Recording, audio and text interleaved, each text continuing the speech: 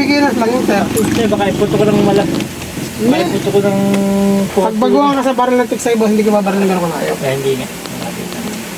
30 meters lang. Oh, Ayan ito po. po pala yung kaibigan natin, kumuha ng isang pang tiksay. Shoutout sa mga tiga-bulong munti. Yes, ganda na rin. Boss, lakas. Ganyan din yata kinuha ni ano, no? Ni Boss Freddy. Ni Freddy. Kana ka ba, boss? Kaliwin eh. Ano na? Ay, pag dumating pala, kayong tatlo. Na. Pwede yun. Boss Freddy, ba? Umar na tayo sa pispan mo. Dahil sa area ng dakit ako, nagpapalit. Ay, ganda oh. Quality oh. Boss, bali ganito paglagay na to. Oo. Sobra ito ng konti sa barrel. Ganun pala. Yan.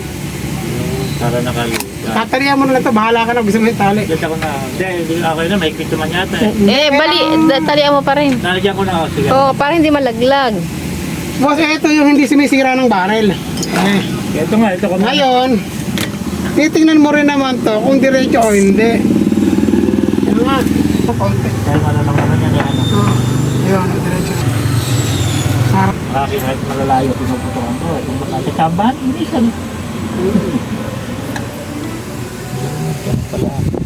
Ipapasok mo sa unang butas, babalik mo sa pangalawang butas. Tapos kukunin mo ngayon to. Bubulong mo lang to ng isa. Tapos mo